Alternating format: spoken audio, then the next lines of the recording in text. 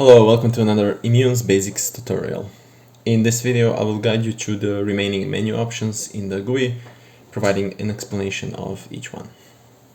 We'll start with the topology menu, which stands for Topology Generator. This feature allows you to create predefined topologies using a single L3 node type. To begin, let's select a node tool such as a router node. Now we can select the type of topology we wish to create. For example, let's choose the chain topology. Next, we specify the number of nodes we want to include in the chain, let's say 7. Now they're all clustered together, so let's click on Tools, Auto, Rearrange All to have a better view of what's going on. We see a router chain of 7 nodes, of course. Let's try another one to demonstrate how else this can be useful. Select the router node, wheel topology for 10 routers. Again, Tools, Auto Rearrange All. And now we can modify the topology as we see fit. For example, transform this to a PC, remove this node, remove this link, or whatever we want. Try playing with other topology types by yourself. Moving on, the widgets menu. We're going to need to have our experiment running for this one. This tool allows you to execute a command and view its output in a convenient pop-up window when you hover your cursor over nodes that support this feature. For example, if you want to check out the IPv4 routing table on your nodes, simply select that option and move the cursor over this router or whatever. The widget menu already provides several predefined commands, but you can add a custom one by clicking on widgets custom and choose from the recommended commands or write your own. For example, let's say we want to check the contents of the TMP directory. We click OK and hover over this node, we'll see that the directory is empty. And when we create a file over there and hover again, we'll see we created a file. When creating custom commands, ensure that the command exits within a reasonable time frame to avoid multiple invocations and potential issues this may bring. Next up is the events menu. This feature allows you to simulate automatic changes in link configurations. You can choose any of the link properties and various options on how to change them.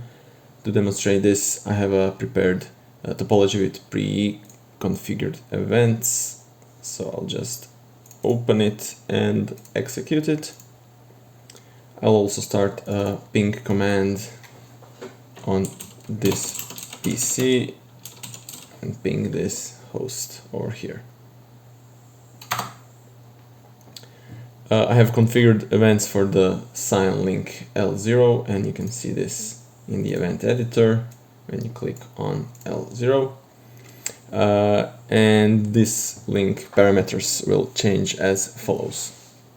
5 seconds after clicking on start scheduling, the link's bandwidth will change linearly, starting at 128 kilobits per second.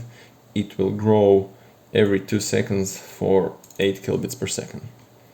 At the same time, the delay will be set to a random value between 100 and 200 milliseconds every 1 second. 5 seconds after that, at t plus 10 seconds, the delay will start oscillating between 300 and 400 milliseconds every 2 seconds. 5 seconds after that, we will set the bit error rate to a constant value of 1, effectively killing the link for 5 seconds until we set it back to 0. And finally, the delay and bandwidth will be set to a constant value of 0, which is the default value. So let's start scheduling and see it in action. You can see the seconds ticking down here in the status bar, and the changes of the parameters on the link itself. Additionally, you can see the ping output change depending on the parameters. Okay. After 25 seconds, everything will be back as it was. Okay. We stop scheduling, and we're done.